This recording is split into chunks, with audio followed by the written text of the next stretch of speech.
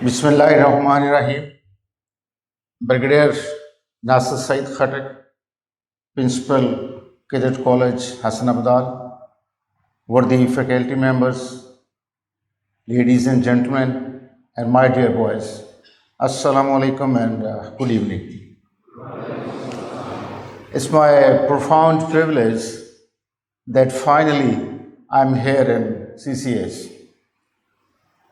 I have always wished to be in CCH in my life, really. And that started, somewhere in 1983, where I think most of you, I can't say about the faculty members, but the boys certainly were not born at that time. We used to go to Aptabad, where I remained under training for 4 years, and PMA Kakul, and we used to pass in front of the gate, and I always used to envy that wish I could be there in the CCH. But probably, perhaps I wasn't that privileged like you guys to have studied here in this premier institution, mashallah. And I have so many friends. I was just sharing with the principal sahab.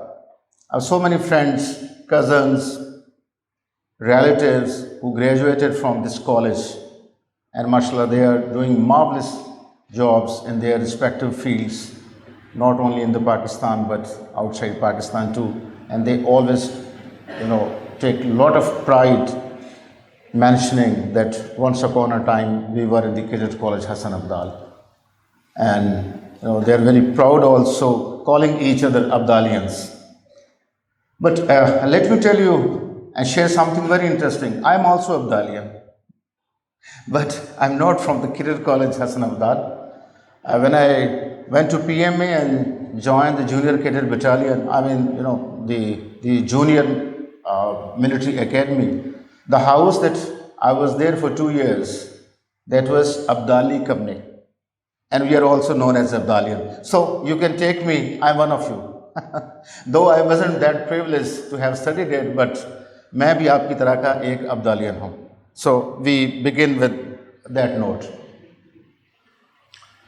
Okay, I'm again very, very grateful to the college administration and Brigadier Nasir Khatak for inviting me to share my thoughts. I'm not going to lecture you, but I'm going to share a few thoughts on this subject that I'm researching on this for the last about 7-8 years. And this subject, the East Pakistan crisis, is so painful, it's so touchy that our heart pinches whenever we as a Pakistani, we talk about this. या कभी आप TV पे सुनते होंगे, specially तो young बच्चे हैं TV screens के ऊपर, people making mockery of the nation, even the army, हथियार डाल दिए, defeat हो गई. Okay, please allow me, I'll try to, speak in the language that जो मैं reference to context के तौर पर, इनकी पैंटें उतर गई, इन्होंने हथियार डाल दिए, ये सब फैक्ट है, इसके ऊपर आज बातचीत करेंगे. Okay, this all is a fact. But it's very, very, painful to talk about this. But we have to. Until and unless we talk about this, we cannot learn lessons from it.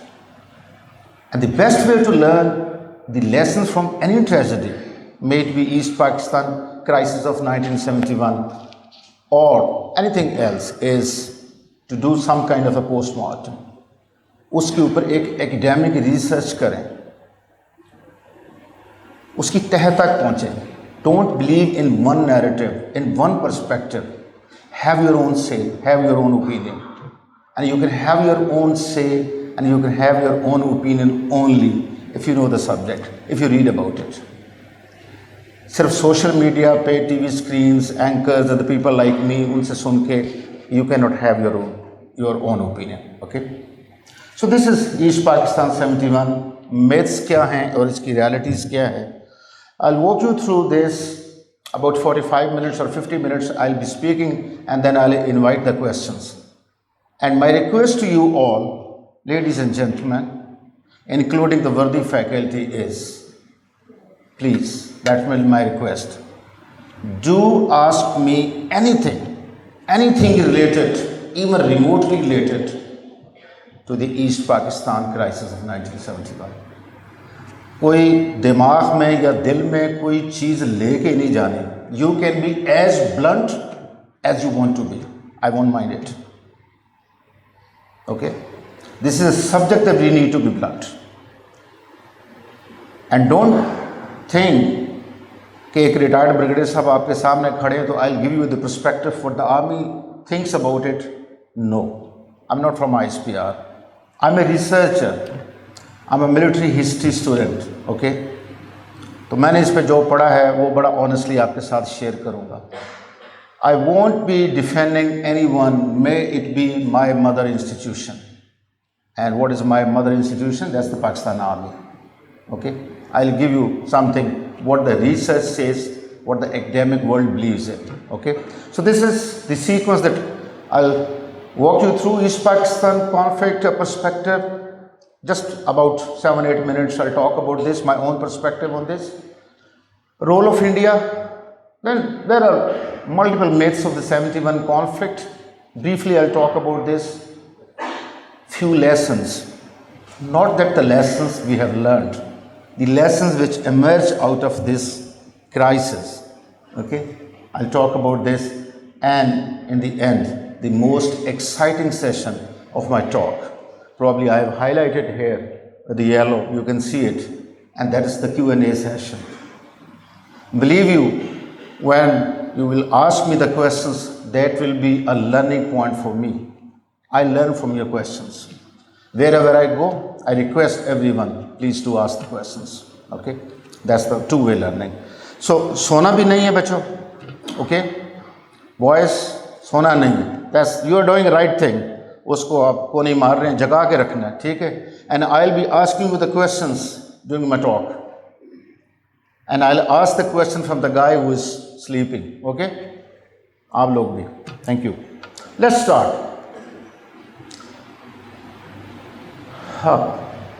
This is the most unfortunate, contentious and misunderstood subject of our history.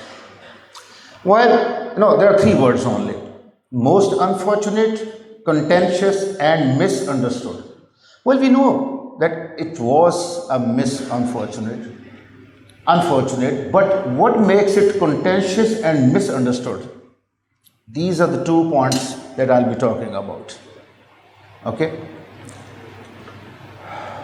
this is a trauma which the entire Pakistani nation and especially the Pakistan army suffered, and a stigma of the defeat, and it's a bitter part of our history.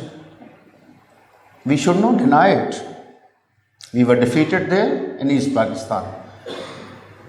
We were pushed to the circumstances where our brave soldiers, they surrendered to Indian forces.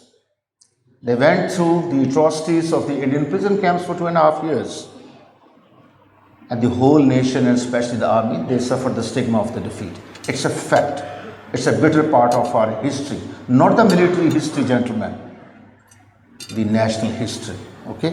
Please remember, there's a bit of difference, but this is part of our national history, not only the military history.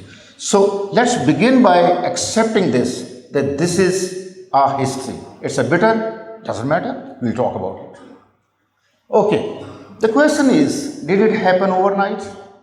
In the opinion of so many people, no, it took just 1 year after the 1970 general elections. Somebody would say, no, it started after the Operation Searchlight and it just took 9 months. No, sir.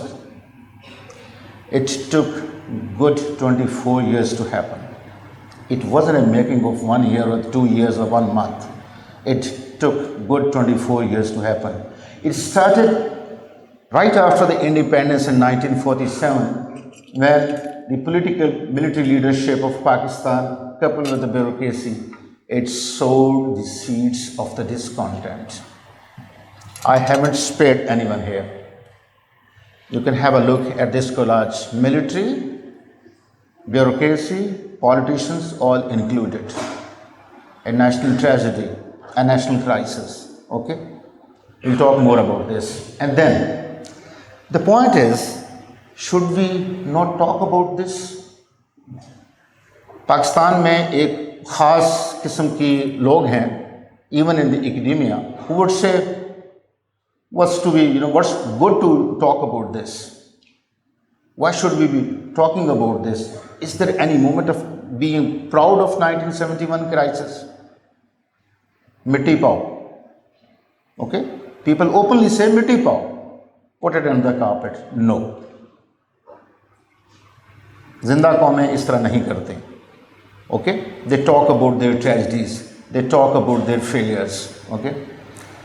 So the point is, does this mean that we as a nation should keep hanging our heads in the shame? कि हमने तो surrender किया, हम तो defeat हो गए, हम तो इंडियन प्रिजन कैंप्स में गए. And does this mean that we should not tell the facts and the truth to our nation, and especially the youths sitting in front of me? अगर आज मैं आपको सच नहीं बताऊंगा तो कब आप सीखेंगे और कौन आपको बताएगा? And then you will remain living in the fallacies. Okay? As a student of the military history, I'll endeavor to discern the facts from the fiction. There are so many facts and there's many fiction, the stories in this, and let's try to discern them. The point is, can we remain in a state of the denial? It's a big question. What is this being state in denial? नहीं, हम तो बहुत अच्छे लोग थे, हमारा तो कोई कसूर नहीं था, ये तो सिर्फ बंगाली लोगों का कसूर था, ये तो इंडिया का सिर्फ कसूर था that we were defeated, ये तो बंगाली लोग हमारे से गद्दारी कर गए, हम तो बहुत पवित्र थे, we were angels, we had no fault. This is being in the state of denial. So my question to you, to me, myself, and to everyone is, can we remain in this state of denial forever? No, we cannot. We cannot remain in this state of the denial, and we will have to accept our mistakes and follies as individuals and as institutions. And when I show you this collage again, it says it all.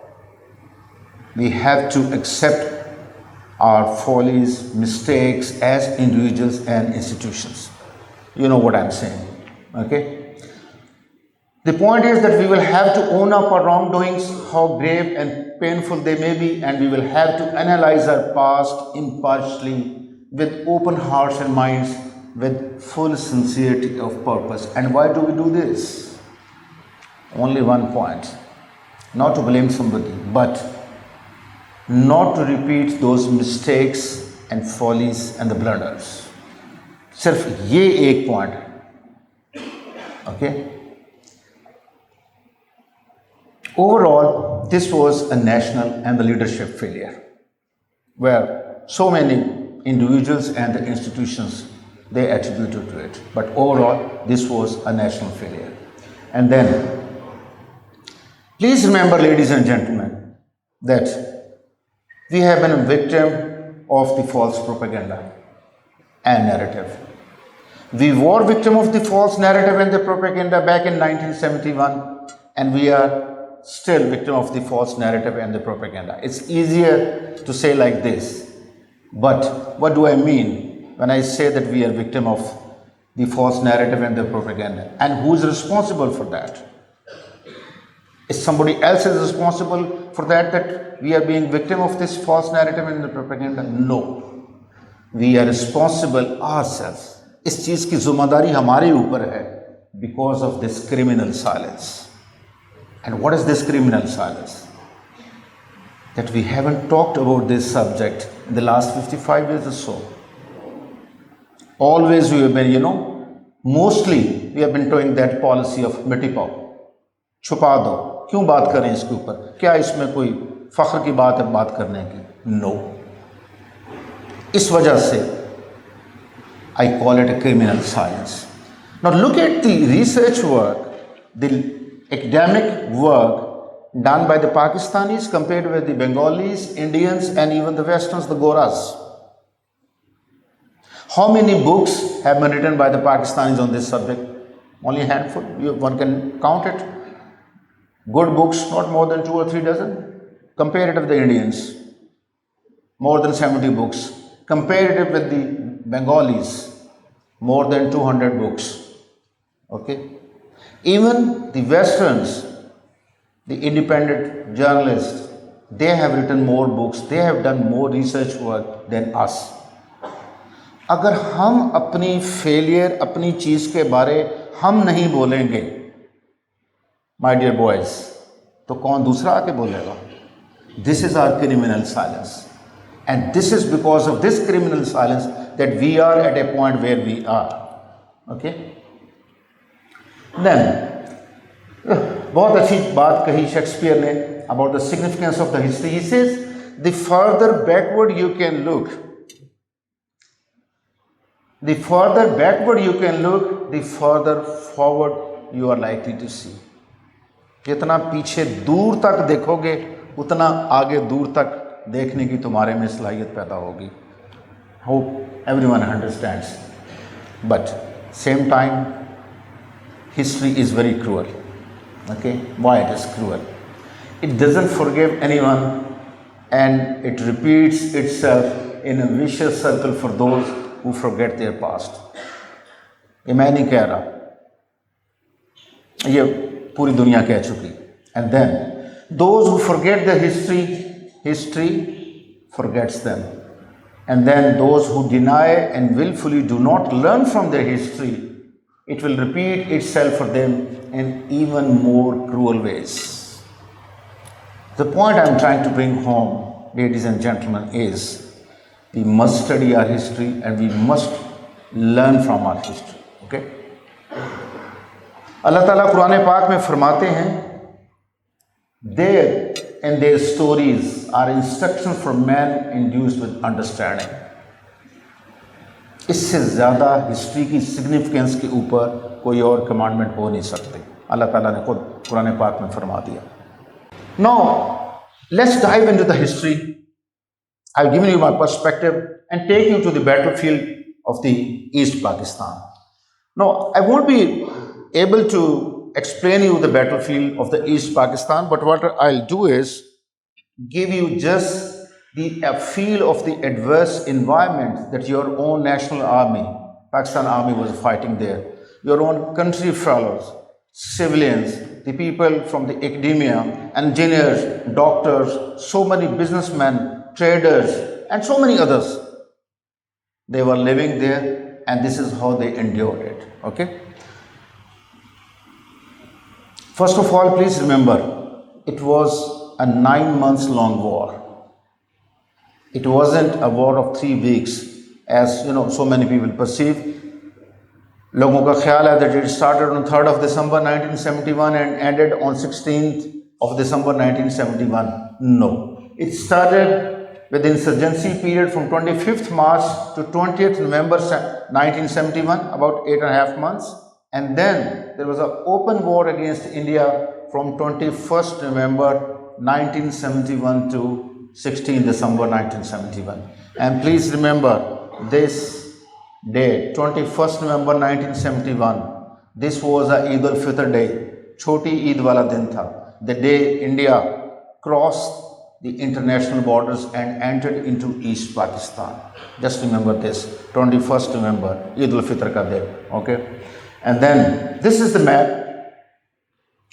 This is the East Pakistan. By the way, anyone from the grade 8th grade, can tell me what is the present name of the East Pakistan? Please just raise your hands. Ji, last one. Khade ho jaye. Very good. Clapping for him. Clapping.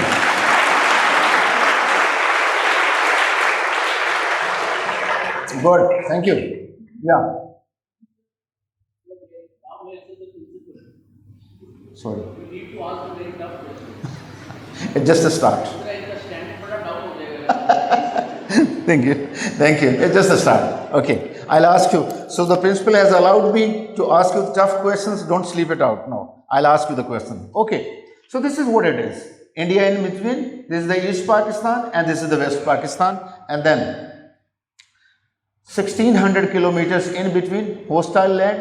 And remember, when in 1971, there was a false flag operation India did on 31st of January 1971, operation Ganga के नाम से एक हवाई जहाज़ को उन्होंने hijack किया, Lahore airport पे लेके आए, रॉ के लोगों ने उड़ा दिया, and Pakistan was blamed for that, and then they banned our overflights, okay, and then we used to go through the Sri Lanka, okay, Colombo, and it used to take 6 hours from the Karachi or Lahore to reach Dhaka. Why I'm showing you this slide and the aircraft route? Just to make you realize one more point. Please do not forget the favors done to Pakistan in these hours of the crisis by the people of the Sri Lanka at that time. जिंदा कौमें किसी का एहसान भूलती नहीं है. This is the precise point that I am flagging it here. Okay. So it used to take 6 hours, and then this is the East Pakistan, today's Bangladesh. Somebody very rightly said so. Okay. And surrounded from all sides by India.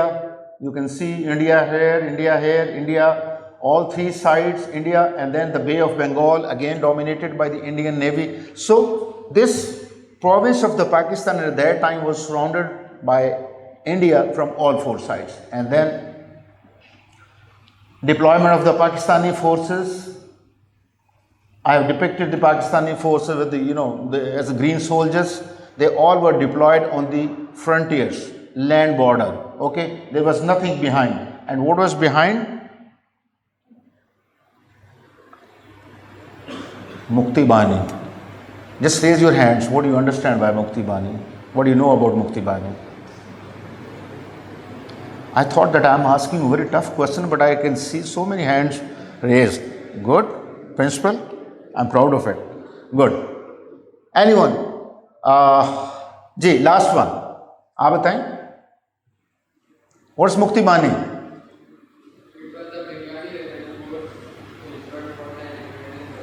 Very good. Anyone else? या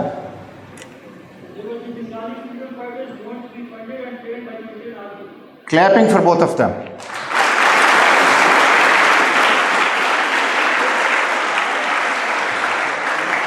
thank you. Very precisely, on dot.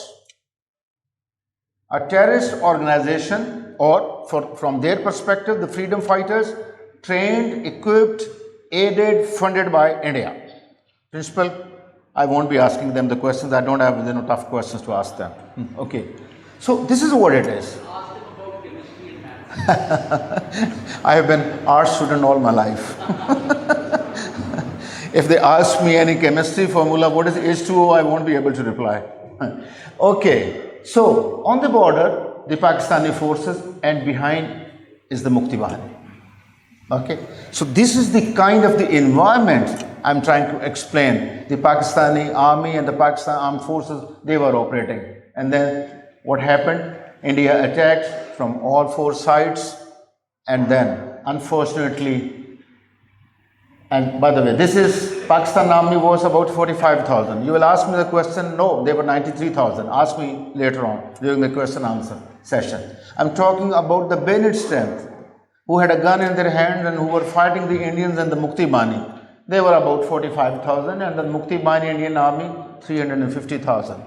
3.5 lakh. So this is the ratio of the forces. I'm not going into the details of the tanks, aircraft, artillery pieces, and other military equipment. And then this is what happened, ladies and gentlemen. The green of the Bangladesh turned into the red. Sorry, green of the East Pakistan turned into the red of the Bangladesh. This is the sad story. I've tried to summarize it, and I've tried to give you the feeling of the adverse environment, the battlefield environment that the Pakistan Army was, fighting there. Okay. How did Pakistan Army fight there?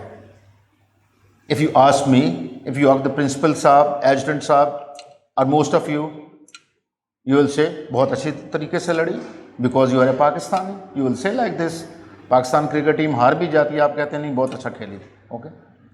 So let's see what Field Marshal Manek Shah, who was the Indian Chief of Army Staff, our enemy during this war, what he has to say. Can somebody read it? Can someone read it? Please raise your hands. Yeah, please. खड़ा हो जाइए बच्चे. I think that individually the Pakistani soldiers, units and sub-units fought extremely well with resolution and confidence, but I consider their overall plan and how to fight the war was faulty. Okay, thank you, thank you. It says, but I consider their overall plan on how to fight the war was faulty, but he says overall, individually Pakistani soldier units and sub-units fought extremely well with resolution. Now this comment coming from the Indian Army Chief about your army, your national army, your forefathers, okay, the Pakistani nation. I think we should be very proud of your national army, and I think they deserve a clapping, all those who fought in the East Pakistan. Please clap for them.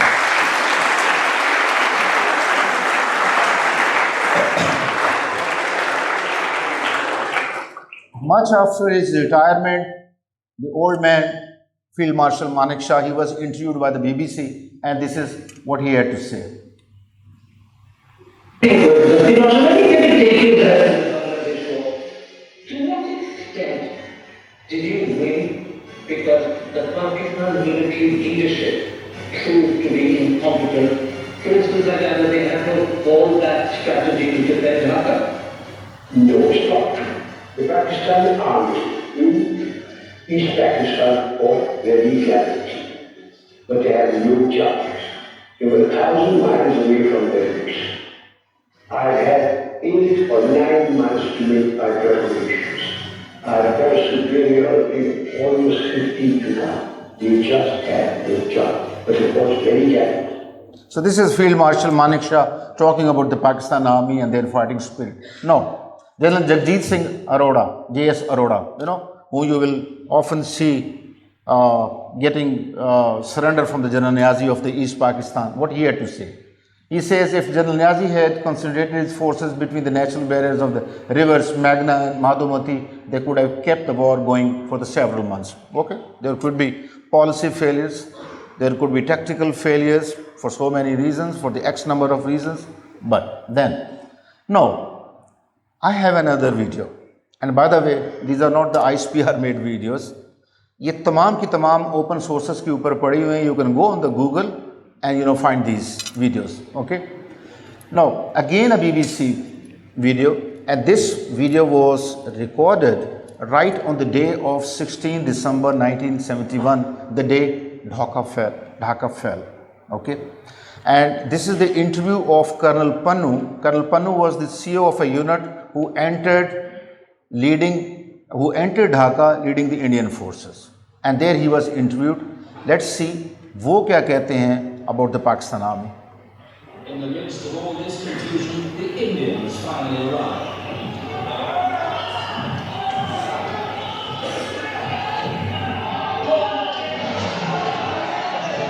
Welcome to Dhaka. Looking at the scene from this end, it seemed like a rush by the Pakistan army. Is that a fair assessment? Well, I wouldn't say that. I think it's very heavy and hard fighting. But I think you learned about Afghan, I would say, which is worked out as we assisted, more or less. Were there moments where they did really put up a fight to the death? Oh yes, they were fighting practically everywhere. The Pakistanis were fought extremely well, I must say. In fact, I would say at times it was fanatic with a long, I've said, look at this guy, just dying for something, but he has no business to be just charging the grass. This is ridiculous at times. In fact, very sorry. So this is the real-time video where Colonel Pannu, the Indian commanding officer, he says that Pakistani soldiers, they fought like fanatics. पागलों की हद तक गए वो अपनी लड़ाई में. Again, we should be very proud of it. Then, role of India. हमारी मजबूरी ये है कि हमारी कोई कहानी इंडिया के रोल के बगैर या इंडिया की बात किए बगैर पूरी हो नहीं सकती. As somebody rightly pointed out when I asked the question about the Mukti Bani, he said trained and equipped and funded by the India. So what was the role of India? If I were to talk about the role of India, I think it will take 2 or 3 hours, but I'll again show you only one video and you will get the get the idea how deeply the India was involved in the East Pakistan. Now this video interview is the son of a Indian general, and that general who raised the Mukti Bani, who trained Mukti Bani, and who was commanding them to fight against not only the Pakistan army but the Pakistani civilians too. फिर वो general साहब बाद में फौत हो गए. After his death, his son was interviewed by the BBC again. Okay? And then what he had to say, how did his father train the Mukti Bani? How did Mukti Bani, fight against the Pakistan? This is the role of the India, and this is the interview. Again, it's a BBC interview. Major general Shafiq Singh 1971 में जब बांग्लादेश का संघर्ष शुरू हुआ तो भारतीय सेना के प्रमुख सैम मालिक शाह ने उन्हें दिल्ली तरफ किया, जहां उन्हें मुक्ति बाहिनी को खड़ा करने और प्रशिक्षण देने की जिम्मेदारी सौंपी गई। ये एक गुप्त मिशन था, क्योंकि भारत दुनिया को ये नहीं दिखाना चाहता था कि वो मुक्ति बाहिनी को प्रशिक्षण दे रहा है। पूर्वी कमान के प्रमुख जनरल जगजीत सिंह अरोड़ा का मानना था कि मुक्ति बाहिनी के प्रशिक्षण में शाफिक सिंह की बहुत बड़ी भूमिका थी। उस जमाने में वो परंपरावादी सिख नहीं हुआ करते। जब काम का तकाजा हुआ तो उन्होंने अपने बाल तक कटा दिए। हम लोग तो गाड़ी को चिट्ठी लिखते थे, बिगड़े से देखते क्या नहीं नहीं लिखो, तो मुश्किल था। मैं फोन करके मुझे बोला डैडी अपना एड्रेस तो बता दो। तो उन्होंने बताया मेरा एड्रेस है मिस्टर ब्रिग, केयर हबीब टेलरिंग हाउस, अगरतला। काफ़ी देर तक ड्यूटी थी, यहाँ आए तो मेरे ब्रदर उसका पीएम का सन भूपेंद्र से मेरे ब्रदर बोला ऐसे भूपेंद्र तो छुट्टी ले, जाके पता लगा तेरे फादर है वहाँ, किसी को जवाब नहीं देते। तो फिर भूपेंद्र गया वहाँ पे, पता लगाया क्या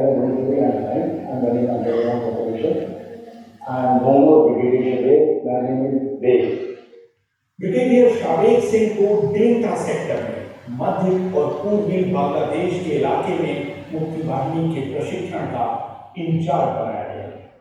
उन्होंने पाकिस्तानी सेना को छोड़कर आए कई लोग जैसे मेजर जियाउर रहमान और मोहम्मद मुश्ताक को ट्रेन किया, जो बाद में बांग्लादेश के राष्ट्रपति और सेनाध्यक्ष बने। शाफिक के प्रयासों से जनवरी से अक्टूबर 1971 तक बांग्लादेश में छापामार आंदोलन इस हद तक बढ़ा कि जब लड़ाई शुरू हुई तो पाकिस्तानी सेना की विरोध करने की इच्छा शक्ति करीब करीब खत्म हो गई। उन्होंने हथियार सीखे, उन्होंने वेपनरी के बारे में सीखा, टैक्टिक्स सीखी, रूडिमेंट्री ट्रेनिंग दी, उन्होंने टनल चलानी शुरू की। चिटगांव हार्बर में एक टाइम में 5 शिप उड़ाई था मुक्ति बाहिनी। ऑफिसर को ट्रेन करना, स्नाइपर राइफल इस्तेमाल करना, ब्रिजेस कवरेज ब्लो कर देना, आर्मोर्स ब्लो कर देना, राशन नहीं मूव पहुँचने देना। इस तरह करके उन्हें इतना डिमोबलाइज कर दिया को कि जब इंडियन आर्मी ने अटैक किया, it was already very soft ground level to come and reach now. So as he explains the role of India and the role of the Mukti Bani, in East Pakistan, my question to you all is, including the faculty, please think on this. Can you draw parallels of the Mukti Bani in 1971 with today's BLA, TTP, and the organizations like this? Aren't they doing the same thing what the Mukti Bani was doing 55 years ago in 1971? Okay, so where do we stand? And who are these guys? Mukti Bani was being equipped, funded, trained by India, and the BLA, the TTP, you know it. You know more than me now because I don't use the social media. Okay, so this is what it is. And then just a word about the Hamouda Rahman Commission report. Many times you will, see the debates on the TV screens. So many anchors, channels. People talking about Hamouda Rahman Commission report को public क्यों नहीं करते, ये नहीं है, वो नहीं, so many things. Okay, my humble take on this is Most of these people who are discussing the Hamudur Rahman Commission report on the TV screens, most of them, they haven't seen even the cover page of this voluminous book, this voluminous report, okay? This is, it has 10 parts, 60 chapters, and it is 537 pages.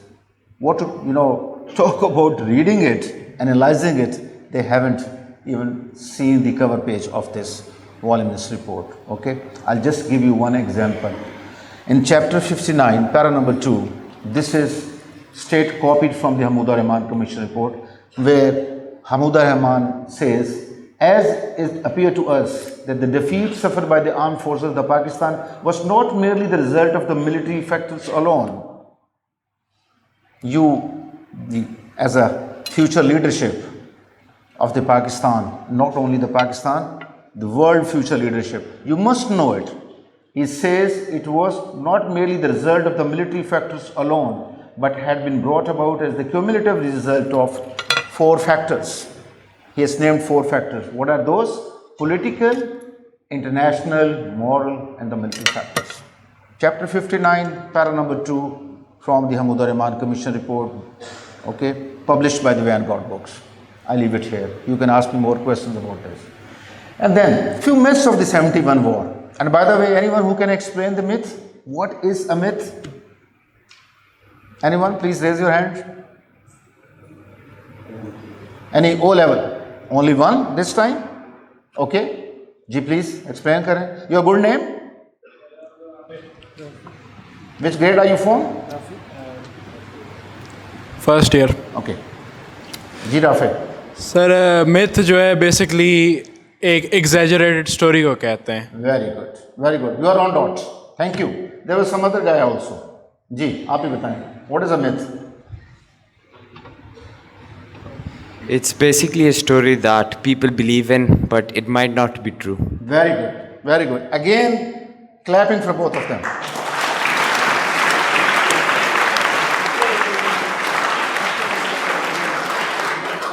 I really don't know what to ask them. I can't find the difficult questions. Anyways, so this crisis of the East Pakistan in 1971, it's shrouded by the myths, so many myths. And आपने सही बिल्कुल explain किया what the myth is.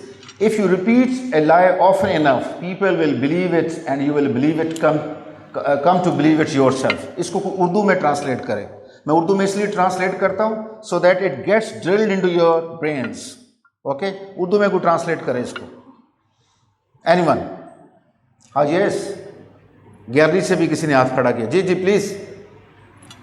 हाँ बेटा.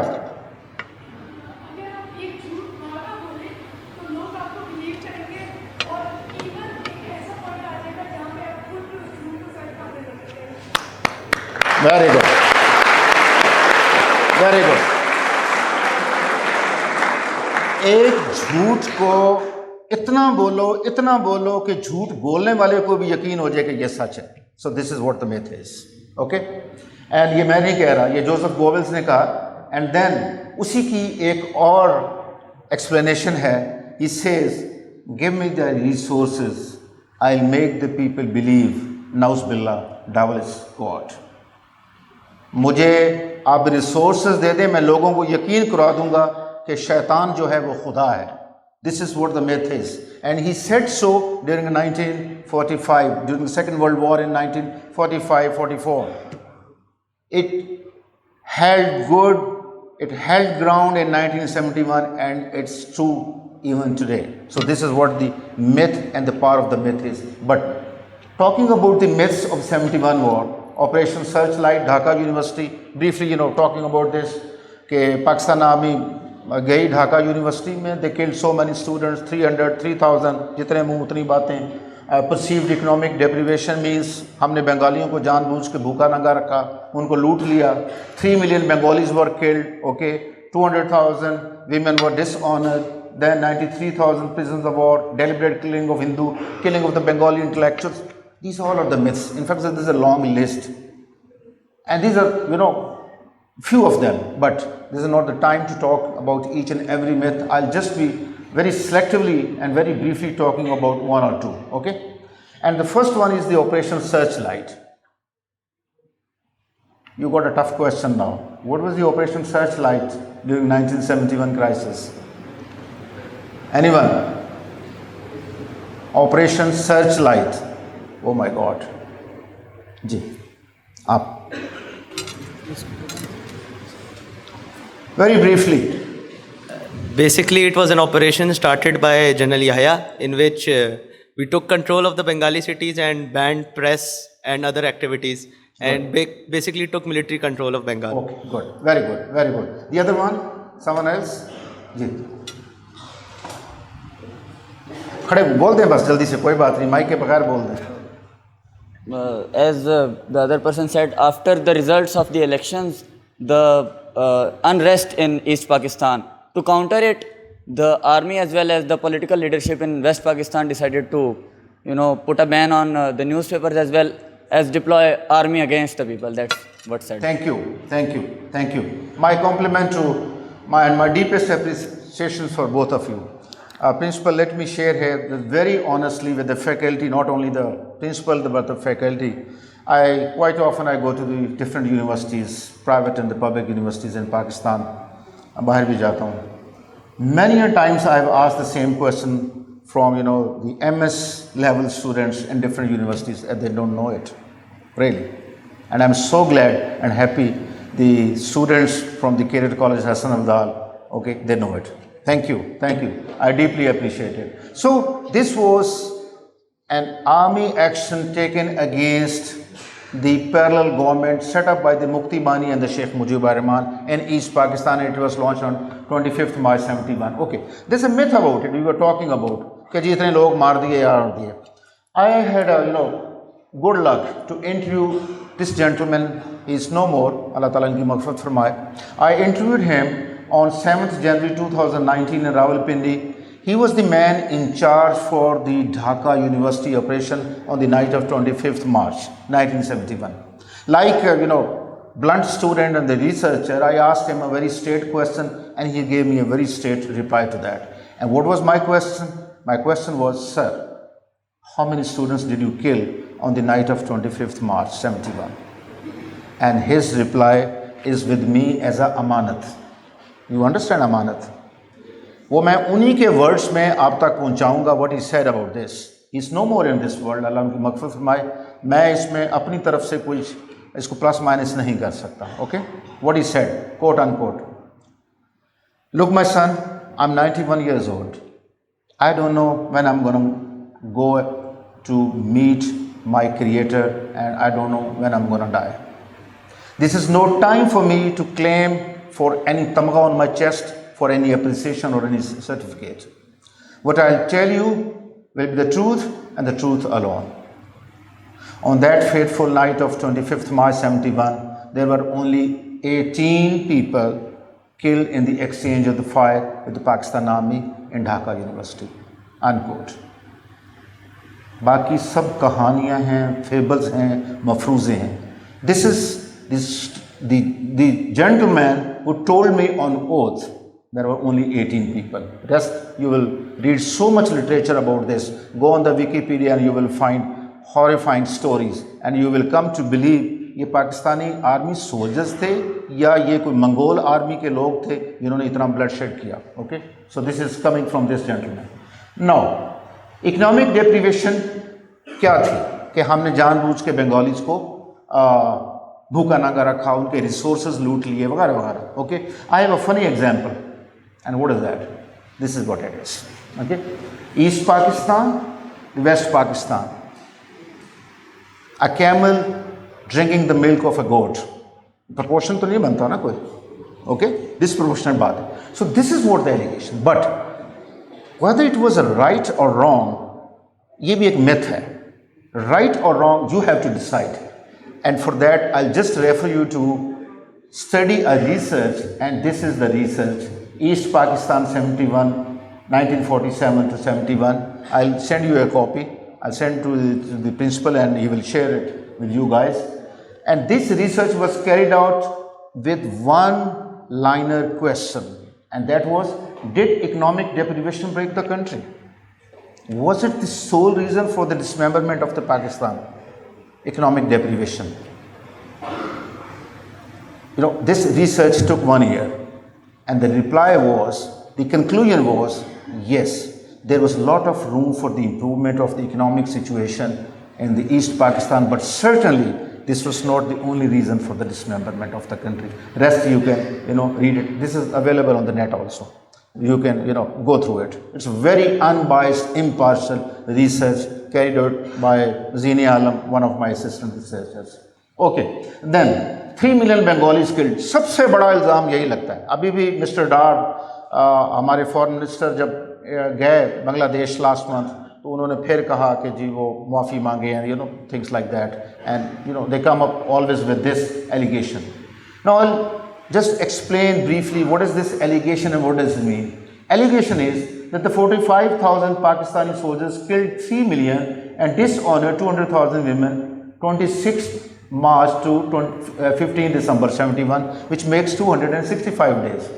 Simple calculation जो बाहर एक ready वाला गंडेरी वाला भी कर सकता है. This means killing 11,320 Bengalis per day without any break for 265 days, and thus dishonoring 755 women per day for 265 days.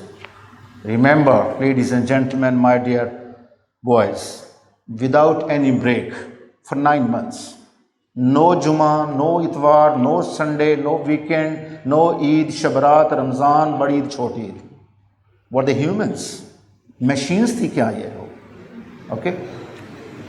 Ask yourself. If you get convinced, okay, don't listen to me. Okay?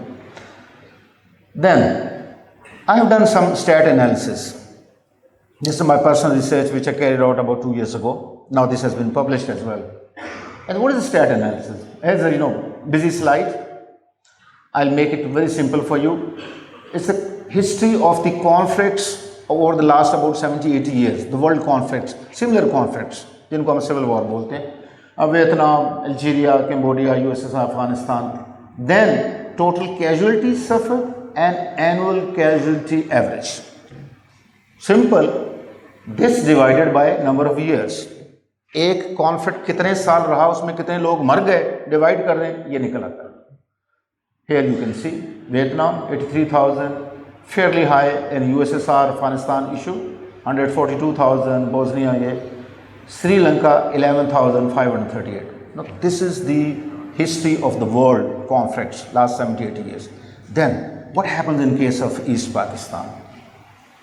East Pakistan, it was for 9 months, and then if we just for the academic reasons, academic research, if we accept their claim of killing of the 3 million Bengalis, what is the annual casualty average?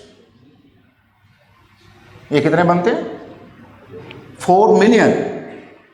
4 million लोग मर गए और दुनिया को इतनी ज़्यादा खबर भी ना हुई.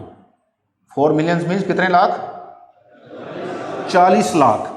ओके, पीछे मैंने आपको कंपैरेटिव डेटा दिया है पूरे वर्ल्ड का. Nowhere it is more than 142,000. 1.5 lakh से ऊपर नहीं है. यहाँ पे 40 lakh. Okay, if it appeals to you, accept it. Otherwise, do some more research on this. Now, again taking these figures to the population data and population analysis.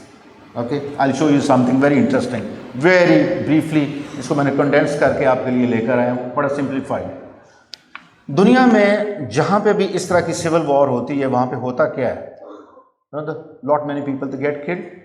The overall population graph of that country or the state, it drops. जंग ख़त्म हुई and then it improves again. Okay, this is what it is. Let's take the example of the Rwanda. This is pre-conflict years. Red is the conflict years and this is the post-conflict years. बाद में क्या हुआ? Here is the the millions. ये side के ऊपर population है. These are the years नीचे लिखे हुए हैं.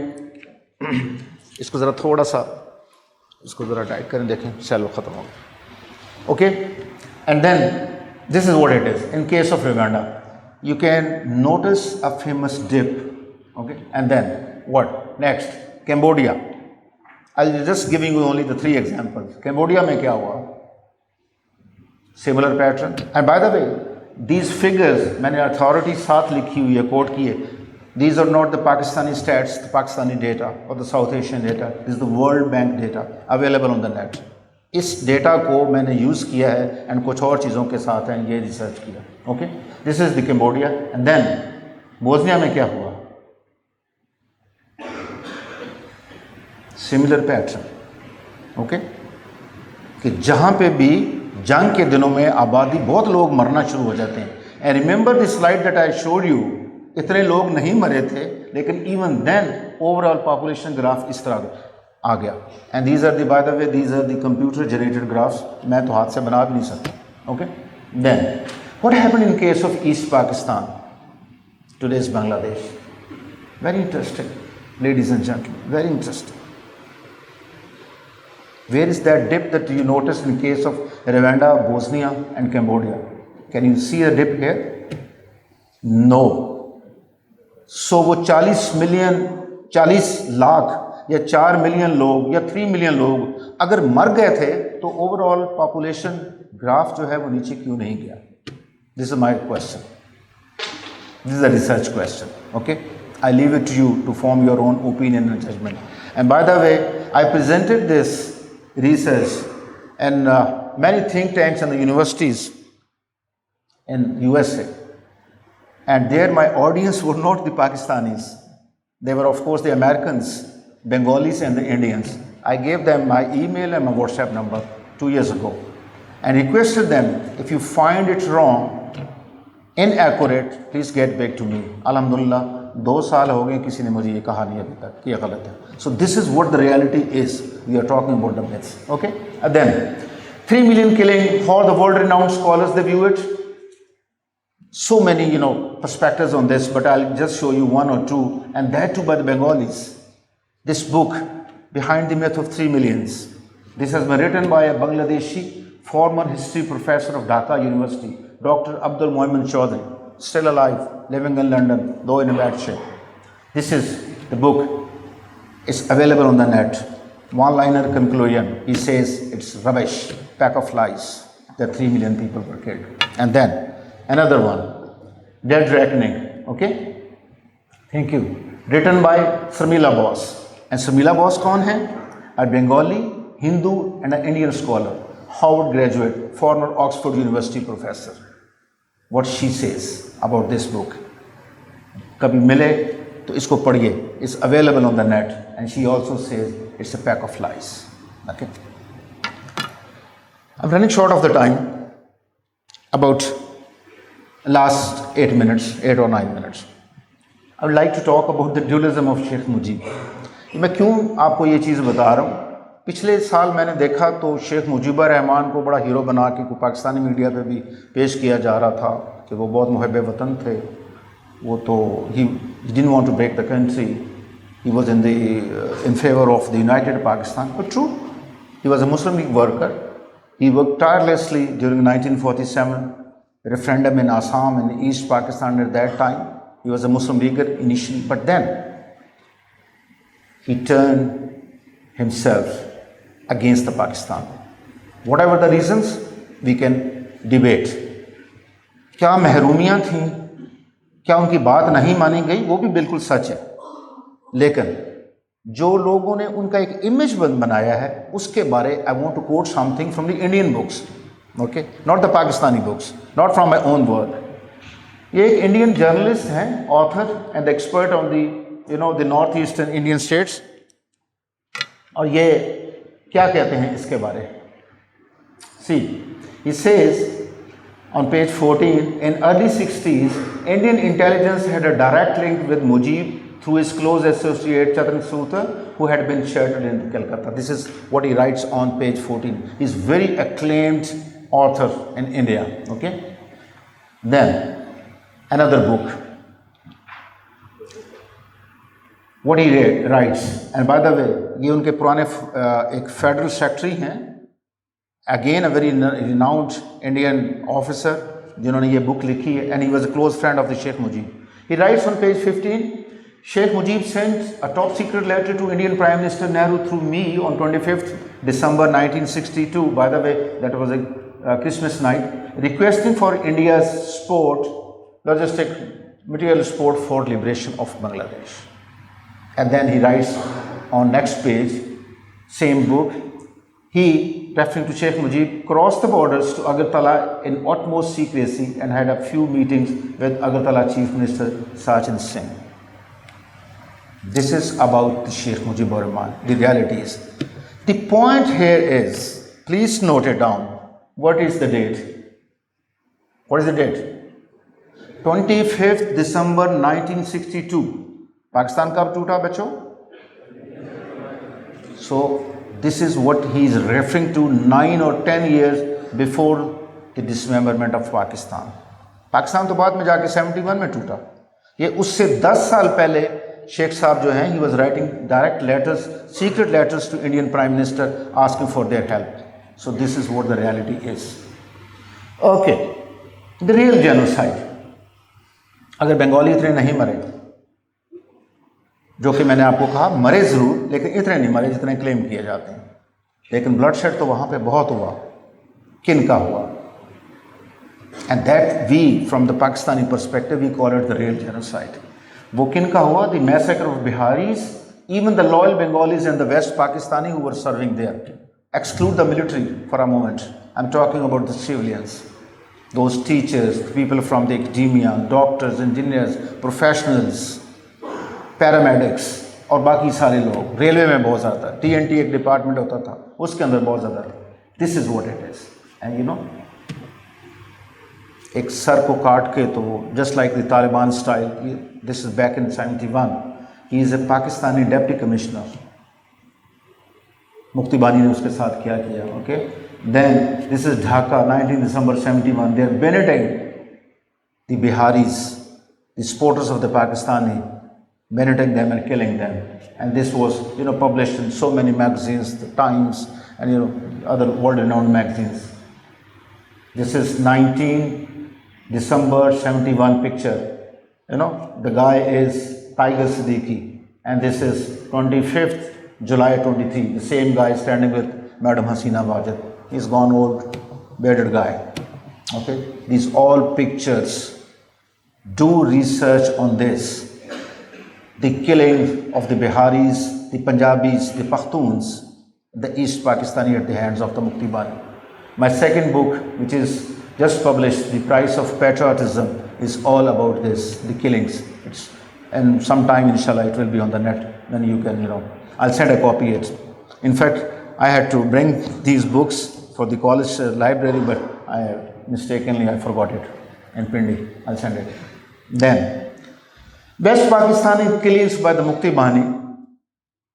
ये again एक गोरे की बनाई हुई वीडियो मैं आपको दिखाऊंगा. I'm left with the last 4 or 5 minutes. Okay, सोना नहीं है, डिनर भी तैयार हो रहा है. Okay, this is what he says. The final moment of the West Pakistani traders killed by Mukti Bani. This is Jasor 1971. ये एलन मार्ट साहब ने जो है वो बनाई थी. इसकी आवाज़ कम होगी, इसको ज़रा थोड़ा सा करना. Just watch it. It's disturbing scenes. Yesterday afternoon, when I was arrested, West Pakistan businessmen in the time. As I watched these captives being hustled through the streets, I wondered what their fate would be.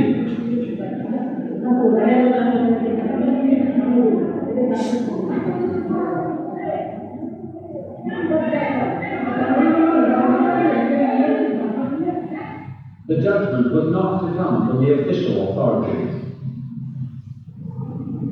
The mobs were their own judge and jury, and their work done, they sped out of town, pointing as they went to what they'd left behind. When I arrived on the scene, the prisoners were either dead or close to death, savaged by swords, knives, and clubs.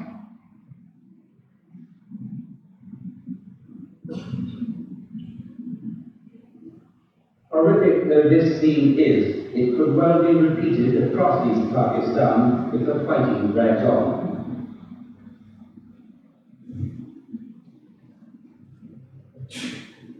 In this atmosphere of fear and now tribal hatred, it's difficult to see how either side can afford to compromise. And the only alternative to compromise would seem to be a long drawn out and bloody civil war. Unfortunately, did you notice a dog passing by the dead bodies in this video? Did you notice it? So, this is what happened with the civilians from the West Pakistan who were there at the hands of the Mukti Bani. Again, please, in your imagination, draw the parallels between Mukti Bani and what's being done in Balochistan and the former FATA districts by the TTP and the BLA, the people like that. Okay, so this is what it is. I try to touch upon the significant aspects of this tragedy. And now, what is the way forward?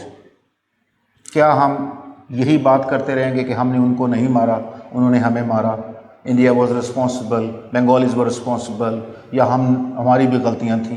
वो जो होना था वो तो हो गया. What is the way forward? How do we move to the future? How do we live in the present day environment, in the present world? That's the way forward, okay? And that is peaceful coexistence and brotherly relations with Bangladesh. What has happened, it has happened. It happened 55 years ago, a bitter history. But then, there are so many nations in the world who got reunited, who have the best of the relations. So many in the world, after having a bitter fight, after having crisis. So this is what it is. We have to be peaceful coexistence and brotherly relations with Bangladesh, and this is what drives it. This is what drives it. Upar kya hai? La ilaha illallah Muhammad Rasulullah, and then two brothers, Pakistan and Bangladesh. You know who were in the lead during the movement for the creation of the Pakistan, especially from 1940 to 1947? Bengali leaders. Where was the Muslim League created, which ultimately created Pakistan? In Dhaka. Date? Anyone remembers the date? Yes. Okay. So we have to revive the bonds. We have to revive the bonds. We have to get united. We have to united doesn't mean the reunification of the Pakistan and Bangladesh. No, we must have the coordinated relations like independent states. But we have to get united against what? Anyone who can reply me? We have to get united against what? Not India. The philosophy of the Hindutva. India bhi utna hi acha ya bura hai jitna hum hai. Okay? We have to get united, both Muslim countries, against the philosophy of the Hindutva. And I don't want to explain the philosophy of the Hindutva, you all know it. Okay? And then, few lessons of the 71 crisis. Last 2 minutes, ladies and gentlemen. Boys, don't sleep it out, okay? Just last 2 minutes. Few lessons of the 71, whether we have learned them or not. A country, first one, a country cannot be defended by the military alone. Ho hi nahi sakta. The academia and the youth, I have highlighted the youth. I am addressing you guys. The academia and youth is the guardian of its ideological frontier. For pen is more powerful than a gun in present world. And when I say the pen is more powerful than a gun, you can take a step ahead and say this thing is more powerful than a pen and a gun today. Make its good use. The next is the political issues can best be resolved through the political means only. Military means may not yield desired results. This is another important lesson. Third, there is no alternative of the public support to the armed forces. Four, wars cannot be won without the public support. This is the bitter lesson that we learned there. And then, last but not the least, Pakistan is not just a country, it's also an ideology. its size is bigger than, its soul is bigger than its size. And then it must be respected, upheld, and guarded befittingly. Okay. Thanks a lot, ladies and gentlemen. And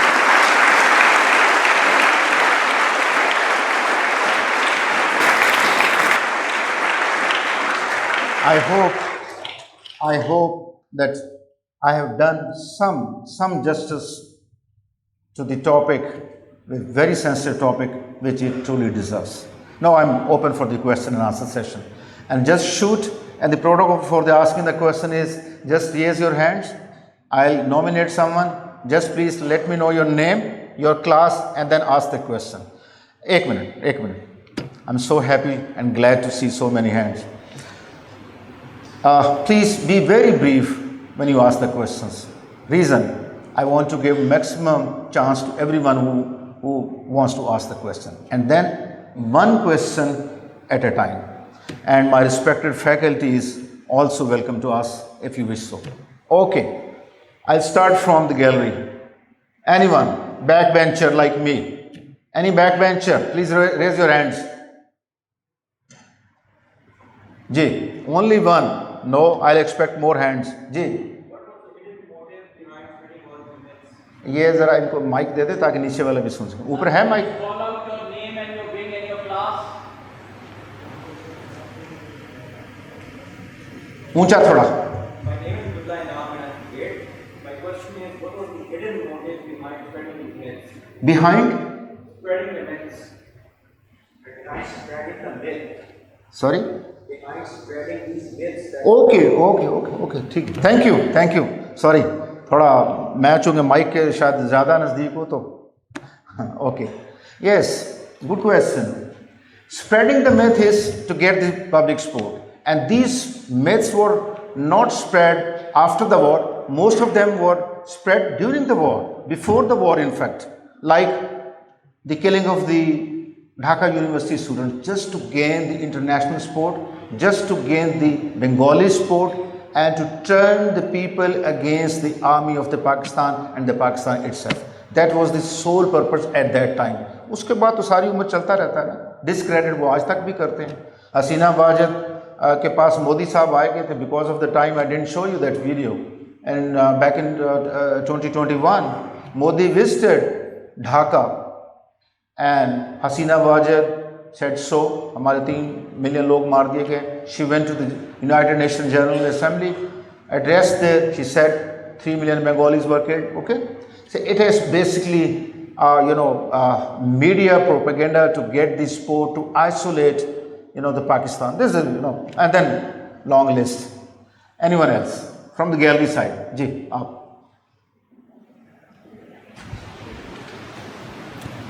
Assalamu alaikum, sir. My name is Munir and I'm from Janaving 9th.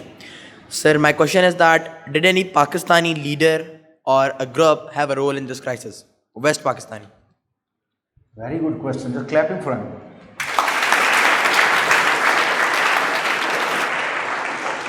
Good question. My son, I have already explained that we cannot remain in the state of denial by saying so कि हम तो बहुत पवित्र थे, हमारी कोई गलती नहीं थी. No, it is wrong to say. In 4th or the 5th slide, I showed you a collage having pictures of 3 persons. Do you remember? Anyone remembers? वो कौन थे? कौन थे? Anyone? Just raise your hands. Ji, last one. Yeah. I showed you pictures. General Yahya Khan, the military commander, Mr. Zulfikar Ali Bhutto, leader of Pakistan People's Party at that time, a dominant party in West Pakistan at that time, Sheikh Mujibur Rahman, Awami League ke jo chief the. So we had a role.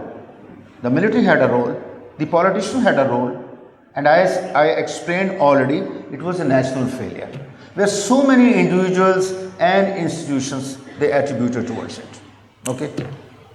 Ji, next. Yes, up. Yeah.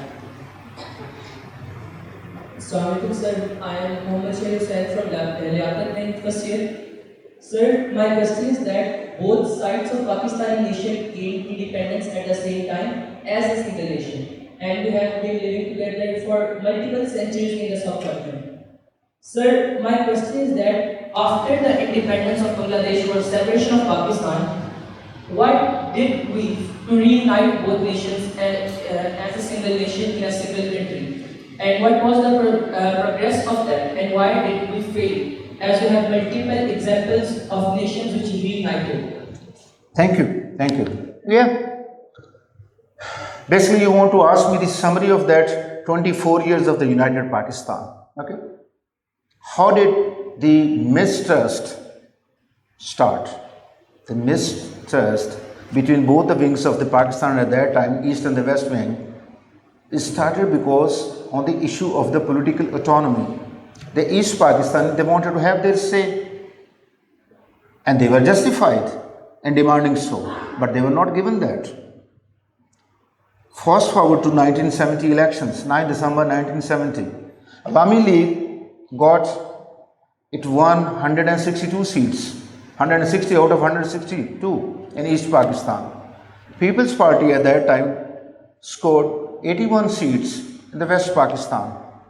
Now, it was a political, moral and a democratic right of Sheikh Mujibur Rahman that he should have formed the government, but he was not allowed to form the government. Okay? Multiple issues, but basically it started with the political chaos, the political demands, and when the political demands were not met, it led to the political chaos, and then where the army was sucked into it. This is a very brief story. This is unfortunate. The last one.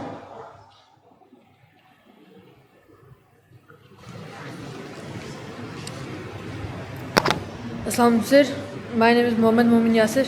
Ucha thoda beta. Assalam sir, my name is Mohammed Momin Yasir and I'm from Hyderabad 10th. My question was for you was to ask for opinion. Sir, what do you think was the most important reason for the separation of Pakistan? Was it Sheikh Mujib's beliefs, or the Indian intervention, or the poor governance of the eastern wing of Pakistan? Thank you beta, thank you. आपने अपनी उम्र और class से बहुत ऊपर का सवाल पूछा. Thank you. And you answered your question yourself. That's it. You answered your question yourself. It was the bad governance. If I were to summarize it, it was the bad governance. अच्छी governance क्या होती है? जहाँ पे political issues तो चलते रहते हैं, दुनिया में हर जगह चल रहे हैं. Just take the example of the most modern countries in the world. Take the example of the USA. Trump के साथ क्या नहीं हो रहा और पिछले 5 साल में क्या नहीं होता रहा. But the good governance is you resolve your issues through the political dialogue. You sit on the table, talk to each other, have dialogue. एक रास्ता को निकाल लेते हैं. When it is not done, हालात खराब होते हैं. Okay? So bad governance, you said yourself. Am I allowed to continue, sir? Yes, sir. With your permission, sir, may I? Jay, please. Talking about the way forward, how similar is the situation in Balochistan to Bangladesh, and what is the way forward, and how can we resolve the problem in Balochistan? Clapping for him.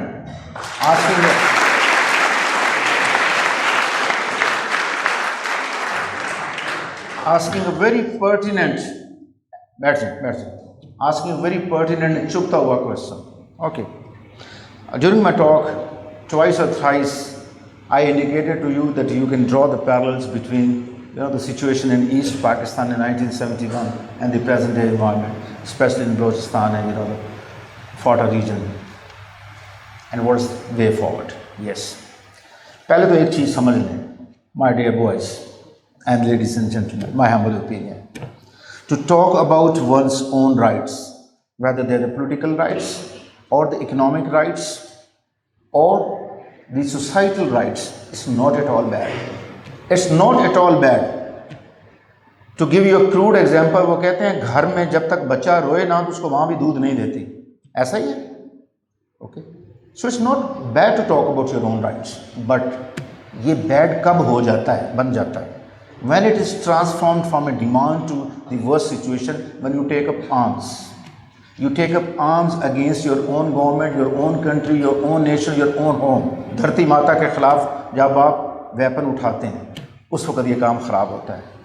And please keep in mind, no civilized society in the world, no nation in the world will tolerate that. Okay, what to talk about the Pakistan or elsewhere, कोई भी नहीं इस तरह करेगा। What is the way forward? Way forward यही है, मिल के बैठें, talk to each other, stop, the terrorists should stop killing the Pakistan army and the Pakistani civilians. They should come, they will have to come on the table, they will have to negotiate with the government, with the society. Everyone is not against Pakistan, everyone is not involved in the terrorist activities. कुछ लोग हैं and they are getting punished also, and this is the sacrifice that the Pakistani nation has to offer for their national integrity. Way forward यही है, उनकी जो जायज़ demands हैं उनको एक्सेप्ट किया जाना चाहिए, जो उनके जायज़ राइट्स हैं for what they are demanding, अगर वो उनको मिलने चाहिए तो ज़रूर मिलने चाहिए, whether they are political rights, economic rights, societal rights, whatever it is. Okay, this is only the way forward, nothing else. जंग इस चीज़ का नहीं। Last question, but I'll nominate someone. It should not be Balochistan related because tomorrow we have ideas of Balochistan coming and talking about understanding Balochistan. Assalamu alaikum, sir. My name is Mohammed Narab. I am from second year. So, sir, you talked about Balochistan and Mukti Bahini. So, I had a question related to the proposed Pakistani involvement in the Khalistan movement. In the Khalistan movement that rose in India, the Sikhs did it, and pretty similar to the whole Bangladesh problem, and they didn't get their state. So, how can we compare the both things? Okay, thank you. I won't comment it.